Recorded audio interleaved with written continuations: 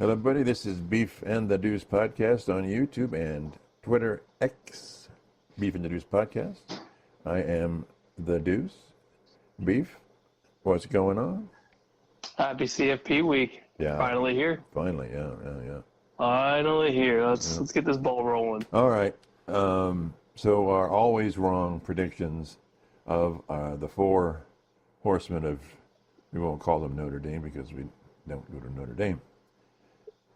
Anyway, this is the Ohio State game versus Tennessee. Bob has 28-24 bucks.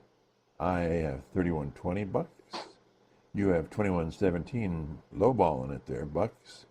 And Robert, the wayward son, very wayward son, 20-23, Tennessee beats Ohio State. Any thoughts on that one? You got to sprinkle in the comment that he put you. Sprinkle in the little comment. Oh, what did he say? Remind me about Ryan Day. He said, Ryan Day, show me something. Well, yeah, I can't blame him for that, you know. And I love it. Yeah. I love it. I hate the fact that he has Tennessee winning, but I love the comment. Yeah. I think it's perfect. He needs to show something. Prove to us that you're worth $10 million a season. So, okay, you're like pretty low here. 21. We're all pretty low. I think we've learned our lesson. But you're at 21-17. Yeah. Explain that one to me. So I feel like with this game, there's going to be lots of nerves.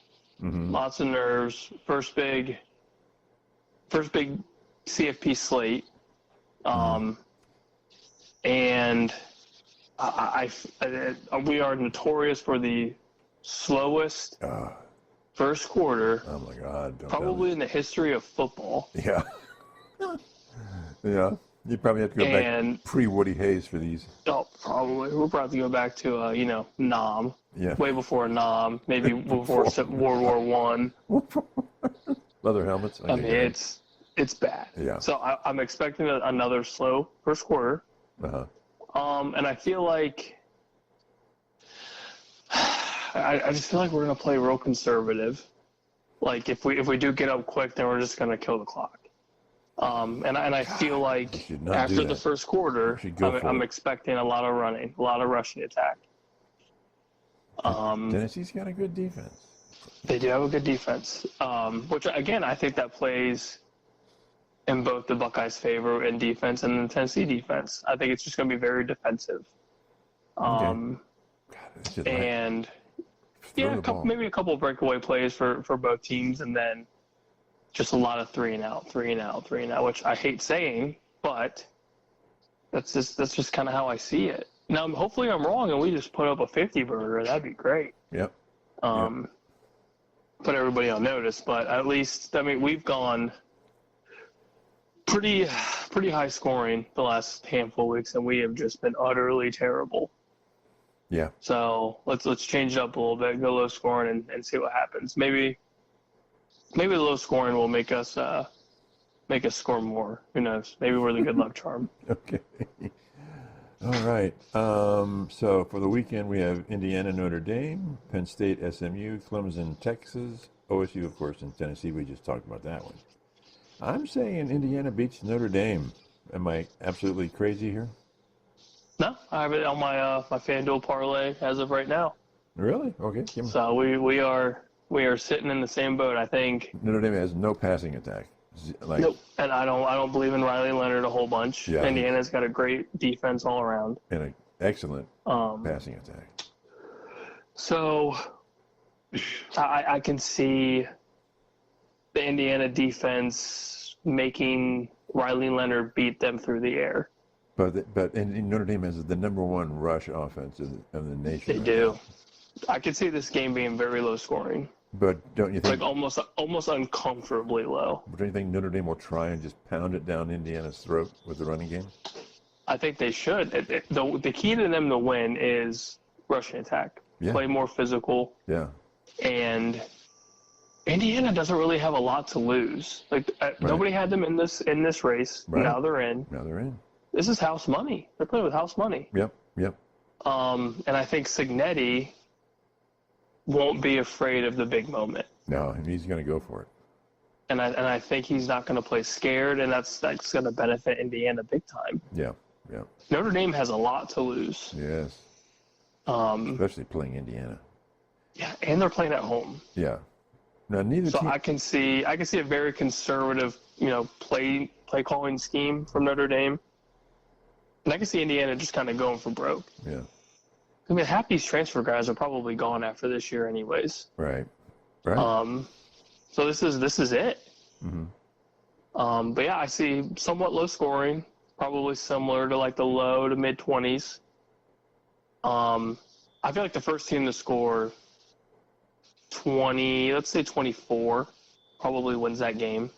Okay. But yeah, I mean, and it's not like it's a very big away game for Indiana. Right. A hop, skip, and a jump to South Bend. Right. So I'm sure the Indiana faithful are gonna travel well. Mm-hmm. I mean, South Bend's gonna be bumping. It's gonna be electric. It's gonna be a great game. Yeah, I think Indiana profited by playing Ohio State, and because Indiana's they lost by things that are just sort of mistakes. They didn't lose because our offensive line sucks. They're like, okay, the special teams, the punt thing that can be fixed, and some other things that are like, okay, you can look at that and go, all right, we can practice that and try not to do that again. So I don't really see an intrinsic defect in Indiana. They just got to clean it up. Yep. Just play the football that they've played the majority of the season. Yeah, because if they didn't make those two mistakes against Ohio State, the game's close. Very close, yeah. The game's close. Yeah. But I believe in Cignetti. I think the hype's real. Yeah. I think Indiana deserves to be in the CFP talk, and I think they deserve. Yeah. Absolutely. The benefit of the doubt. I mean, they're there for a reason. Yep. Their only loss is against Ohio State. Yeah. Yep. And Notre Dame. And that Michigan win looks a lot better since Michigan upset Ohio State. So I mean, again, that's big for them. Yeah. Man, go Cignetti. Let's see what happens. Yeah. I think your team advantage. I don't know. Do you think they can, if they win this one, do they progress much beyond this one? It's going to be tough. Well, I mean, it doesn't sound like Georgia's going to have Carson back. Right. So that's massive. I feel like any whether it's Notre Dame or Indiana that wins this game, I think they have a very good shot of beating Georgia. Yeah. Especially if you can limit the rushing attack from Georgia, then they're one-dimensional, and that's a backup quarterback in the biggest game of his career. Right. I'll take the odds that are against against Georgia, whoever the team may be, any day. Okay. Good. Penn State, SMU. I just think Penn State's got too much for SMU, and I think Penn State just runs it down their throat. Yeah, it's in. I don't see the game being close. Yeah. It's in Happy Valley. God. But yeah, and the rushing attack is just as good as anybody's in the nation. Yeah. And James Franklin has a lot to prove. A hell of a lot to prove. He sure does. I mean, I'm happy for SMU getting in, and really, that's great. But I just don't think you're going to. Penn State's defenses should just clamp down on them. They should. And SMU is. I mean, don't get me wrong. Offense-wise for them, dual-threat quarterback, solid rushing attack, but ACC is nowhere near Big Ten-style defense. Right. And Penn State's had a solid defense for a long all time. year. Yeah. I mean, they obviously gave up a bunch to Oregon, but Oregon's also the number one ranked team. So are you hinting at all that maybe SMU is hitting above their weight and they shouldn't even be here? No, I feel like they should definitely be there. They deserved it. Yeah, well, good for them. Now, if they got blown out in the conference title game with Clemson, then I would probably be thinking a little different. Right. I think Alabama would be in and SMU I think Bama would sneak in. Yep. But they did what they had to do. Yep. They deserve all the credit in the world, and good for them. You have to go up against Penn State, and I would not hate if they proved us wrong. I would love to see that. That'd be great. Oh, I'd love to see them beat Penn State. And then we can just make fun of James Franklin even more than we do now. Yeah, okay. Now I'm picking Clemson over Texas if Ewers plays. If Arch comes in and plays most of the game or starts, I think Texas will beat Clemson with Arch Manning. But otherwise, I think Clemson will take it. I think you're just overrated. That's my take. Yeah, and I think Clemson's hot at the right time. Yeah. And I'll take the momentum any day. So you're going Clemson as well? I'm going Clemson as well. Ooh, we're 3 of 3 here. Yes, I'm taking Clemson as well, and I'll even screenshot my parlay for you. I'll do it just for you. All right. But yeah, I mean, I don't see it being like super chalky. Mm-hmm. I see some hiccups in the first round, and I think I wasn't terribly impressed with Texas during the SEC championship game. Mm-hmm. And Quinn Ewers has just been meh. Average at best. Just very meh. Yeah. So and I think, like I said, Clemson's gotten hot at the right time, and momentum is a killer. And if I'm Texas, I will not be looking past this Clemson team. So what's your take on my thought that if they play Arch, then I think Texas will win that game? I agree. I think Archie's better. Yeah. I think Archie's a hell of a lot better, and he's proven it. Yeah. I feel like Quinn just second guesses a lot of things. Yeah. Like he forces some just really, really bad passes and tries too much to win it himself. But then again, last year's team was a lot better than what he has this year, so the talent's not nearly as good. Yeah. So I think that has a lot to do with it. But yeah, I think Archie's just better. I was watching Joel Klatt earlier a couple of days ago, and he was talking about yours, and he said you have 3 types of throws if you're going to make it in the NFL. To be a good quarterback, you're going to put it on a rope, and he said Ewers doesn't do that. He doesn't put it on a rope unless it's really a short pass. He tends to do the floater, and that he doesn't do it good outside the lines, deep ball. So he's kind of he basically just floats most of his passes, and it just is easier for the teams to intercept or defend that pass. And he said it's a limitation on him right now. You're not going to survive doing the nice. I mean, there's a time and a place for the floater pass, but not every time. Yeah, I agree. I feel like you just need to zip it. Just if you want to be successful in a game, especially like this, just zip it. Yeah, because clearly Clemson understands all that about yours, and they'll defend accordingly. Because as much as we don't like the Clemson coach Dabo, he's a smart guy. He's a very smart guy. And he's been here before. Yep. He's done it. Yeah, he knows a lot. A lot. Yeah. And last year was Texas's big year, and they didn't do it. They fell short. Yeah. So and I think it does come down to coaching experience, and I think Dabo has that upper hand big time, especially in a first round CFP type game when you're the away team and your back's kind of against the wall against the big dog in the SEC. Let's see. If it's an ugly game, I think Clemson can pull that out for sure. If it's low scoring, very ugly, that's Clemson all day. Yep. If it's high scoring and Quinn gets hot or whoever's under center gets real hot, then it's gonna be a long day for Clemson. Yeah, I agree. So, any thoughts on the Heisman? I think it's crap. I think it's absolute crap. Give me your reasons here. So my thing is I am not discrediting Travis Hunter and his physical ability to play both sides. I think that's phenomenal. We haven't seen it well since Desmond Howard, Deion Sanders. Like, it's been a long time. Yeah. But they made it all seem like, unless this is just the media being the media, it was all about snap count. He hasn't missed this. He's played all these snaps and blah, blah, blah. You look at his stats. over 1,000 yards receiving, 14 touchdowns. That's good. But he's not nearly the best receiver in the league or in college football. Yep.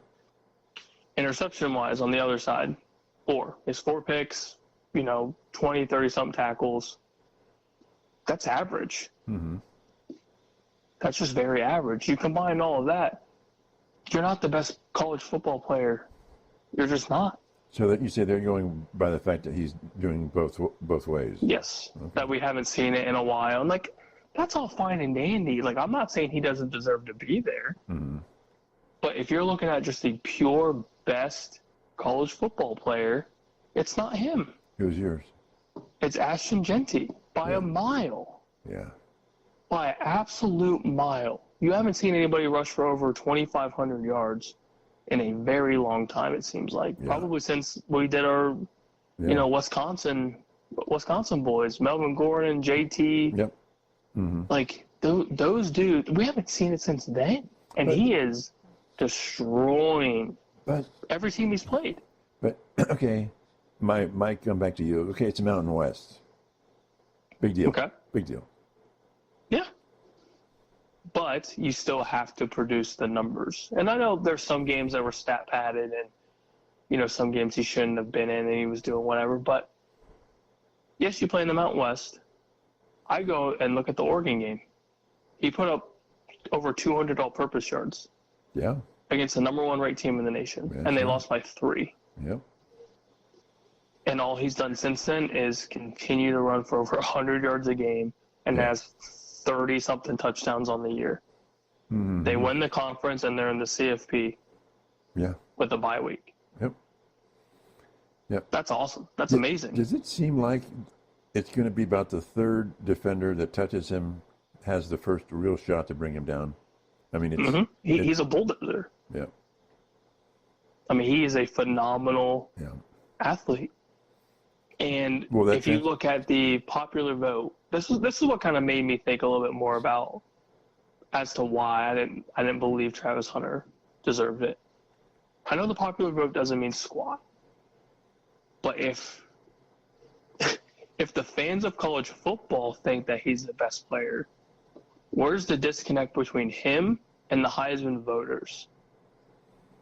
Yeah, that's what confused me. If the popular vote is on Genty, which if he doesn't ball out, you have no clue who this guy is because they don't get good media coverage because they play on the West Coast. Yeah. He was bringing in tons of revenue from viewership because he was doing what he was doing. Mm-hmm. At the end of the day, if you're just a basic running back in the Mountain West, nobody gives 2 shits about you. Mm-hmm. He made everybody give at least a shit about what Boise State's doing. Yeah. And I'll sprinkle on this little thing. Without Ashton Genty, Boise State is nothing. I was going to say, what if Genty did all that, but he was on a team that didn't win the Mountain West? Exactly. It doesn't mean anything. Okay. And I feel like without Travis Hunter, Colorado is still just Colorado. Yeah. Yeah, they're worse off. I hate to say, he is good at what he does, but there's also additional receivers that are just as good. Mm-hmm. Secondary-wise, I feel like defense-wise, Colorado is just really bad. Yeah. So, I mean, you're going to get a lot of opportunities because your offense is good, and your defense is always on the field because you can't stop the ball. Yeah. So you're going to get plenty of opportunities there. Yeah. And again, not discrediting the fact that you played both sides. That's great. That's awesome. But it doesn't mean that you're the best player in college football. Okay. Why do they only have 4? Typically, don't they have 5? Lately, it's been 4. Oh, has it? Okay. All right. Lately, it's been 4, yeah. All right. So let's move to the big question of the day for Mr. Beef. My question to you is, it's about Ohio State. Okay. What does it say about your football program when 2 highly rated quarterbacks enter the transfer portal and no one seems to be overly concerned about it? I know it's obviously because you have say in sort of the next in line, but it's still odd that two. I mean, these are highly rated quarterbacks from high school coming into the college game, and they just, into the transfer portal. What does it say about the program? Is it a good thing or a bad thing for the program? I think it's really good at the fact that you can lose these 5-star talents and not care. Like, I mean, you care, but the talent that you have is just so good that you can let these guys go. I mean, at the end of the day, as much shit that as Ryan Day has gotten for the last 4 years, he is a hell of a recruiter. Oh, yeah. Yeah. He's phenomenal. Yeah, he might be the best recruiter Ohio State's ever had, even with, obviously, Urban was pretty darn good. But, But I mean, and these quarterbacks are coming in now. Julian Sain was more of a Bill O'Brien thing, but that also says something about him sticking around. When Bill leaves, Julian didn't leave. Right. He's still on the roster as of right now, which means he's probably got the spot for next year. Right. And he's pushing out guys like Devin Brown. Aaron Nolan had a ton of hype before coming into Ohio State. Now he's gone. You just got St. Clair for the draft class or the recruiting class for next year. Like, it's just constantly better and better and better. That's great. That's phenomenal for your program. That's phenomenal recruiting-wise for Ryan Day. And that's also another reason why you can't just, like, up and boot this guy right away. Like, there's a lot more that goes into the coaching as a whole. I mean, yeah, you can say, like, John Cooper, great recruiter, phenomenal. Yeah. But just never beat Michigan. But he also had, over a decade's worth of coaching. Oh, I mean, before going into Ohio State? Yeah, before getting the boot. Oh, yeah. Oh, yeah. So he was there forever. He won a lot of games. Ryan Day only been there for 5 years. Right, and he's won more games. And he's won one. Yes, must... so he's won one game against Michigan, but that win percentage is absurd. Right. And who's better? Who's out there right now that he can plug and play and that's better? Yeah. So it's tough. I mean, like, do I agree after, say, if we lose round 1 this season? Oh, yeah, the seat's very, very uncomfortable. But doesn't necessarily mean he's just booted. But they seem to accumulate the pieces and parts. And the thing is, Ohio State's expectation is so high because we go to play Georgia in the semifinal round, 2 years ago? And we lose by a field goal, putting up 41 points against the eventual national champion. And we criticize him. Maybe we should, but it's so high. He has a bar that's so high. Nobody else. I don't think anybody else has a bar that's high. Even Smart or Dabo, do they really have as much pressure as Ohio State puts on their head coach? I don't think so. And if they do, and if somebody says that they do, I feel like it's a lie. Well, yeah, I mean, clearly they expect Dabo to win, and Kirby they expect now Kirby to win. But it's just like, man, if you don't get to the mountaintop, you're crap. Yeah, I mean, and it's definitely a fault of our fans to an extent. I love the fact that this is expectations. Like, this is what we want. This is what obviously fans deserve. For any fan base, you deserve that. But you're also coaching after Urban Meyer, who gave you this plethora of talent before you even set foot in your office. Like, he has given you this gift. Right. Do something with it. Yeah. And it's just been big games that we've lost. Yeah. And we expect, as the Ohio State, to win most of these games. Not necessarily all of them. That Georgia team was obviously the national champions for a reason. Yeah. But it starts with beating Michigan. You can't just keep losing to Michigan. All right, so here's my argument on that one, and I agree with you. But in the 10 years war, Woody Hayes lost 4 games against Michigan and tied 1. So Michigan won 5, Ohio State won 4, and there was a tie. So Woody was 50% against Michigan, right? And he's, the great Woody Hayes, and I don't think anybody was saying he needs to be fired. for that. Mm-hmm. So, don't you think that Ohio State pumps it up to the? We say the fans put the pressure on, but I think Ohio State pumps it up to the point where we almost have to put the pressure on. Mm-hmm. Because Ohio State, I think we're so used to winning. That's the fault of Tressel and Urban, is that they just did so well. Well, yeah. That we're used to it. We're just so used to it, and now it's completely different. Yeah. Yeah. Well, I mean, I don't hate to go back and it annoys you, but when you go back to Paul Brown at Ohio State won their first national championship. From then on, you have to produce big time. Mm-hmm. And it started really well. It started with him, and then it went to Woody, and from Woody on, it's been winning years are expected. Mm-hmm. At least winning years are expected, and it's just the way it is. But that's the way. That's why you get paid the big bucks, and that's it. You know, nobody would have it any other way, would you? Around here? No, I mean you want dubs, you want natties, you want wins, you want this perfect world. Yep.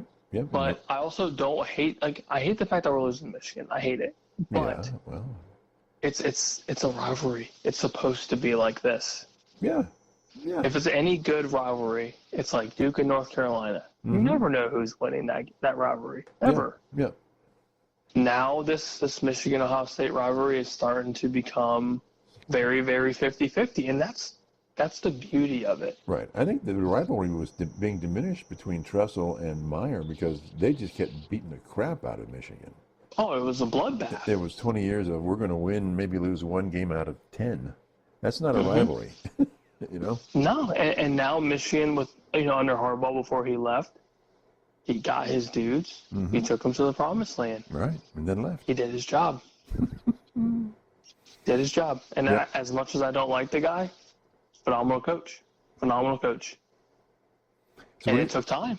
It took a little bit of time, and now he's left more with what he has. So yeah. can't fault him for it. What's your take on Rich Rod going back to West Virginia? It's kind of crazy. Isn't it weird? I thought it was kind of crazy. I was like, oh, okay. Yeah. Go back to the promised land and see what you can do. The grass isn't always greener, right? No, not always, but you never know. And West Virginia needs a little bit of help, a little bit of oomph. Yeah. So maybe that's it. Yeah. Maybe he'll do as well as he did in Michigan. Yeah. Okay. Anything else in the college game right now this weekend coming up? There's some interesting games, but obviously the four playoffs are the marquee games. Oh, right? I'm super excited. There's so much football this weekend. Mm-hmm. Even so much. So let's get to the pros.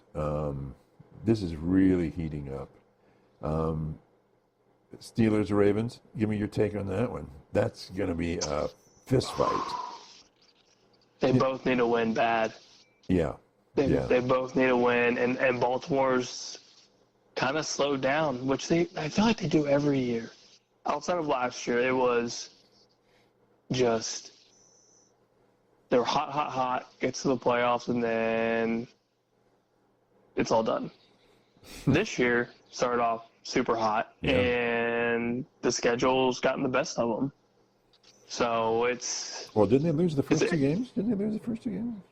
Yeah, but I mean, they played well. They played well in those games for the most part. And the Browns still beat them. Yes. And the Browns did whatever the Browns do. Who knows what the hell the Browns are doing. But, God, it's in Baltimore, I believe. Mm-hmm. So it's... Think Steelers can bounce back from the butt kicking? I mean, the actual literal butt kicking that the Eagles put on them? I think it's possible, but I think they better. It's so hard to decide because they both need to win so bad, and that division's a lot closer now. Yeah. I mean, Steelers, I guess it's always been close. Steelers are in, at least in wild card, but the Ravens are not in. So, yeah, interesting. It's exciting though. That's gonna be I think it's a great football game. I could see it being very ugly. Yeah, I hope it is. A very, very ugly game. It'll be bad weather, open air stadium. Let's get some fights going on. Let them fight. Let me just see an uppercut. Somebody give it to him. Give him a haymaker here. Did you see that penalty from the last game when the Steelers tight end, that huge guy, a big old Fryermuth?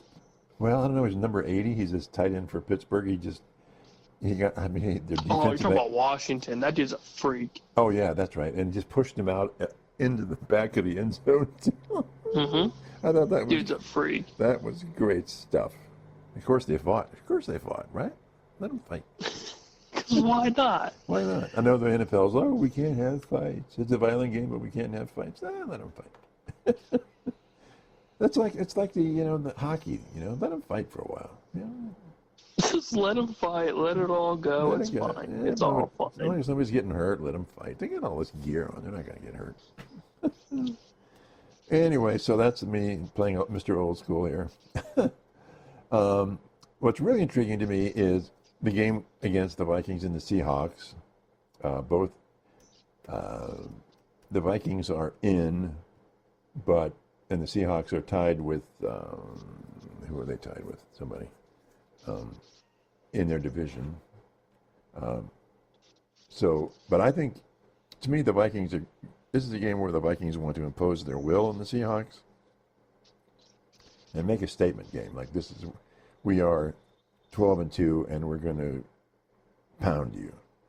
That's my take on that game, and I think that's what they want to do because they're in. They don't have as much motivation as the Seahawks do, who are fighting for a playoff spot. Mm-hmm. But I also think now this is, with all of the injuries for Detroit now, they have like 18 dudes on IR. Yeah. Like, it's insane. Yeah, which leads this is their chance to clinch. Which leads me to my final question, I guess. Lions and Vikings are both 12-2. They're essentially tied. Both are in, but they haven't won their division and the seeding. The next three games for each is fascinating to me. We've got the Lions playing Bears, Niners, and Vikings.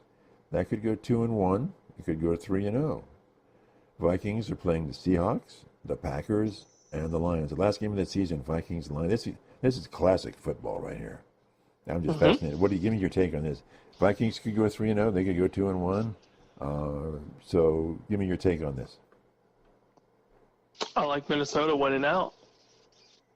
I think they're playing well at the right time. Yeah. And Detroit is just so banged up. Yeah, and I think they're Vikings and Lions playing at the end of the year just favors the Vikings at this point, just from an injury standpoint, don't you think? Mm-hmm. Yeah, it's hard to make up all those players. Yeah, like it's insane. It's the end. Now, do you think they're going to be pulling their starters in this game? But I think it could be right down to the wire here. Both teams could be 2-0 going into and be 14-2 going into this game. And you're playing for a bye. You're playing for a bye. That's massive. Yeah. And I think they won't. I think they both will have their starters for that bye. Great game. And you have home field advantage. Yeah. Playing in Detroit or in Minnesota, that is not easy. Yep. Those fans are nuts. Yeah. I'm looking forward to this. So do you have a take on this? So do you think the Lions are going to be easily? I think they'll beat the Bears and the Niners. So So it comes to the last game, and I think the Vikings on paper have a tougher schedule. Seahawks, Packers, Lions, right? Mm-hmm. But I feel like that the Minnesota's hard game is probably going to be Green Bay. Green Bay's starting to get healthy again. Mm-hmm. But Minnesota's offense is just playing well. Darnold's playing well. Yep. Defense is a little bit better. Aaron Jones and the rushing attack's looking really good. And you have Justin Jefferson and Jordan Addison, who's just been balling out the last couple weeks. Mm-hmm. That's a lot of offense to stop. Mm-hmm. And Kevin O'Connell's a brilliant offensive guru. Yep, so he is. Yeah. I think overall, Minnesota's just a better team, and especially with Detroit being down a bunch of players, that's Kevin O'Connell's chance. Mm-hmm. I mean, you got to capitalize on that quick. So are you saying that the Packers or the Vikings will win the division? I'm going to say yes. So they'll be 15-2. 15-2. Lions probably 14-3, right? Mm-hmm. That is, Yeah, I'd say that's fair. That is effing domination. You haven't seen a division that good in a long time, I feel like. And the Packers right now, who are easily 10-7. Mm-hmm. God. I mean, AFC North wasn't this good. So, we talked many episodes ago, about the coach of the year in the NFL. Considering what we've seen so far, who do you? It could be Denver. Right? If the Vikings win the North, it's Kevin O'Connell. Okay. Yeah. And then as of right now, I think it's him still. The Vikings are so damn good. So, the Steelers head coach, he was your guy for a while, but he's cooled off a little bit, you think? For who? For, I can't think of it, the Steelers head coach. Tomlin. Tomlin, yeah. Yeah, they've kind of calmed down a little bit. Kind of came back down to reality a little bit. Even though he's done an amazing job. Oh, yeah, he's done way better than I think anybody thought they could. Even if he wins the division, you say no, it's the Vikings head coach? I would say, yeah. I would say Kevin O'Connell all the way right now. Just based on, okay, give me that, debate that for me then. So I would say for both teams, this is obviously back and forth, but Steelers didn't really have a chance to do much. The Vikings were basically dead in the water because at the time, beginning of the season, you didn't have really a quarterback that was worth a damn. Yeah. Your first round draft pick, dead. Sam Darnold, just career backup. He hops into this this offensive setting, and he's thriving. This team is thriving. Yeah. In one of the hardest divisions in the NFL. Yeah. And you're 12-2. Yeah. That's crazy. Yeah. Tied with the Lions. Yeah. So I think. And that just eclipses Steelers? I would say yes. Even if they win their division. Yep. They were the 7th seed last year, and they could win their division. At the start of the year, they had what? Their quarterback situation was just as bad, right? If not worse. I mean, it's worse, but pretty bad, right? Mm-hmm. And yeah, but it's hard for me to just go against the Vikings though, especially if you have 2 losses and you win your division. That's crazy. Yeah, that's absolutely crazy. So does Wilson become, if he plays well, let's say, does he enter the elite quarterback league again for the Steelers? I wouldn't say elite. I would say good. Okay. I feel like being elite's very tough. Yeah. Because I feel like the elite category right now is about 5. Yeah. The ones I talked about. Yeah. There's Allen, there's Mahomes, Lamar. I think Joe Burrow's elite. Yeah. I mean, you could argue any of those 4 right there. So would you put Jalen Hurts as elite? I would put Jared Goff as elite right now. Yeah. Oh, yeah. So I think that would be my 5. So you would not put Hurts in as elite. You would have. He's on the outside looking in, but barely. So you have Allen, Mahomes, Goff, Darnold, and who? Burrow. Burrow, right. That's right. Well, yeah. Can't hurt. And so you would basically. Even though the Bengals suck, Joe Burrow's phenomenal. Would you put Hurts at, if there was a 6, you would put him at 6 maybe? I would say you could argue 6. I think 6 is fair. Yeah. Yeah. Allen is just like on a mission from somewhere, some other planet. He's just crazy. He's just crazy. So, okay, I'm buying that. Yeah, Vikings. Of course, I was a Darnold guy from day one this year, so Yep. What about the Broncos? Do they take that division? Well, not the division. No, they're not going to take it. But do they make the playoffs? First seed? If they win this game, they have a very good shot. I mean, they're up 21-10 right now. Yeah. But yeah, this is key for them. This kind of pushes them into that playoff picture a little bit more, a little bit more comfortable at 10-5. Yeah, gives them a guaranteed 10-7. Yeah, and they're looking really good. Bo Nix is slinging. Yeah, my guy. Okay.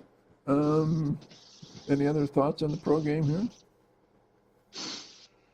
Well, Dallas still sucks. Yeah. And Cleveland still sucks. Cleveland still sucks.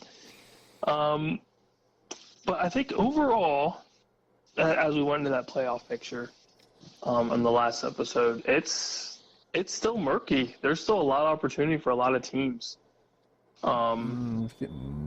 It's narrowing down, but yeah. It's narrowing down a little bit, but there's still mathematical chances for a decent amount of teams. Yeah, that's true. Yeah. But the teams with 8 losses are really on life support. Mm-hmm. Yeah, because this week, I mean, there's really not. I mean, outside like the Eagles Commanders is interesting to me. Yeah. The Saturday night games could be something. I mean, obviously the Steelers Ravens for Saturday will be good. Mm-hmm. Texas Chiefs, interesting. Yeah. Both are in the playoffs. Yeah. Yeah, but then outside of that, I mean, it's Vikings, Seattle, and then I'm gonna have to just bite my lip, bite my tongue, or whatever to watch the Bucs just absolutely torch my Dallas defense. So it's just a sad, sad time. And I'm in the fantasy playoffs, so I gotta get at least something good going this weekend. Yeah. So are they going to leave? Is Casey going to leave Mahomes out for the rest of the year? Let him heal up. It sounds like today he practiced full, so he's good to go. So it's not it's not a high ankle sprain? It doesn't sound like it. Okay, well, good for them. Because he got that replay on that one. He got bent like a pretzel. Oh, it looked gross. It made me cringe. Yeah. Made me cringe. Okay. And the Browns are going to upset the Bengals this weekend, right? Oh, God. Good luck. We're counting on you. Well, maybe big time trash. Yeah, big time trash. So what do you make of this the continuing rumors and the junk about the Jets? And they're your team, but man, they put the fun back in dysfunctional, man. They're not great. They're not. I will give you that. They're not great. Way to put it mildly. Yes. I mean, it makes the Browns look like the Pittsburgh Steelers. Oh, jeez. It's a mess. It's a mess. So it's just absolute just travesty. My picks for the year are just bad. Yeah. Well. Yeah.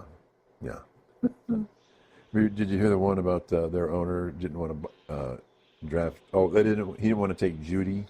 Trade for Judy because of his Madden rating. Because of his Madden rating. Jesus God. Oh, well, good for Cleveland, right? Yeah. Just whatever. I read that and I was like, I can't look at this guy seriously ever again. Right. Like, this is why your franchise is just absolute ass. Yeah. Like, it's just so bad. Yeah. Whatever, dude. Yeah, it makes the Saleh firing look like a good thing for Saleh, right? Yeah, get out of that dumpster fire and live your best life, man. Go be a DC somewhere. Like, get out of there. Yeah. He'll coach again. Yeah, head coach again somewhere, I think.